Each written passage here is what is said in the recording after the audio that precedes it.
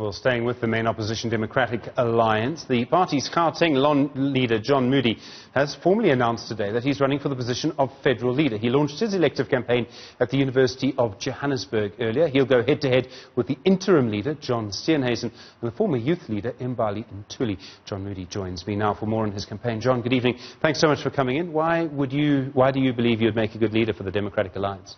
I think our party is at the crossroads. I believe that I have the experience and I have the know-how to bring the party together and to hold it towards and move it forward towards 2021 elections, which is just around the corner. What kind of direction would you take it in? Well, we have to get back to basics. We have to ensure that we regain the trust of our voters and our support base, and we need to clean up quite frankly, the problems that were in the party. Those own goals that we had scored, we need to prevent that from happening again. And I believe that was one of the main causes of the demise that we had seen in the election campaign, and also getting back to basics in terms of our machinery, our campaign machinery. At the eve of a very important election, we changed the way we do things. I had opposed it because in the province of Gauteng, over 3 consecutive general elections, we had been able to grow the party support base. In fact, in 2016, achieved almost the impossible, and that is to bring the ANC below 50% in all 3 metros.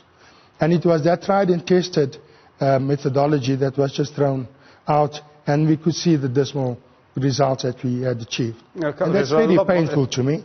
There was a lot more that happened then. I mean, former President Jacob Zuma left the political stage to a point. I mean, he gained you a lot of votes, didn't he? Well, that too. The fact that of Ramaphosa, as they call it.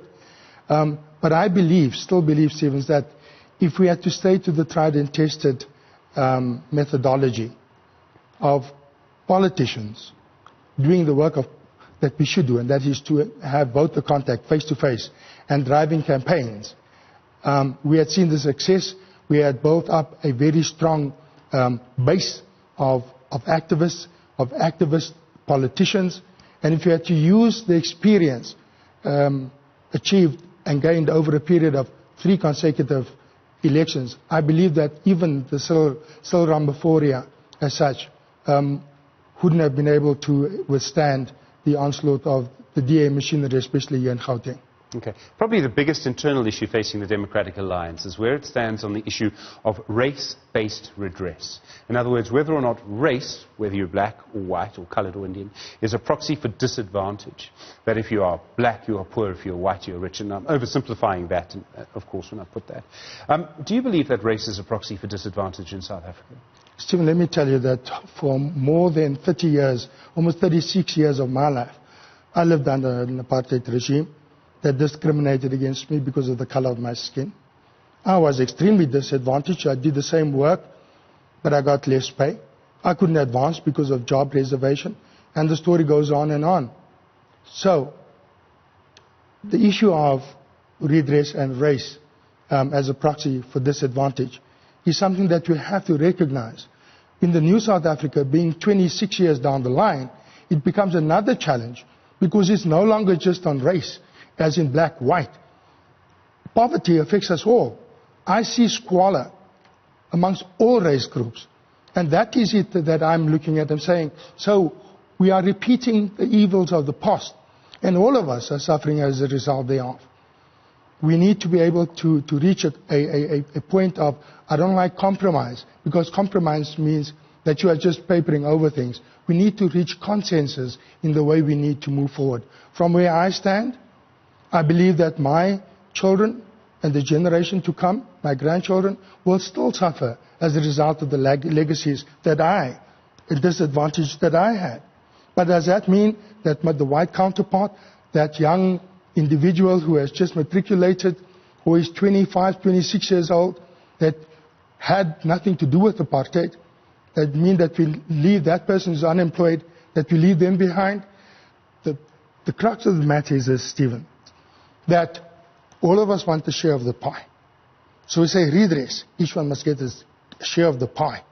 That pie that we had in 1994, 1996, instead of growing, has shrunk. So there's less to go around. And there's more of us across the colour line that is suffering as a result thereof. Fix our economy, grow the pie, and let us then share it equally.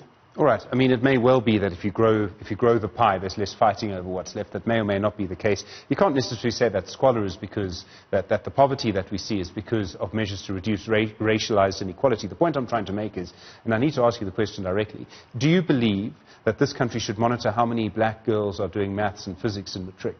In which case, do you believe that race is a proxy for disadvantage? And should we take active measures to address that? Stephen, I'm not going to duck away from the issue of race. You know, according to our new values, principles, scientifically, we are all just a human race. Yes, I'm human.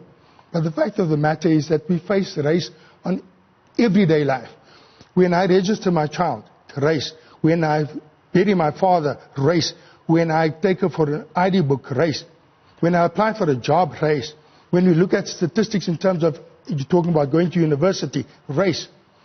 If we are looking at how are we able to bring people out of their poverty, of course the government is going to use race because it's about statistics. How else are you going to be able to measure where we are and where we are going to? Does this issue have the potential to split the DA?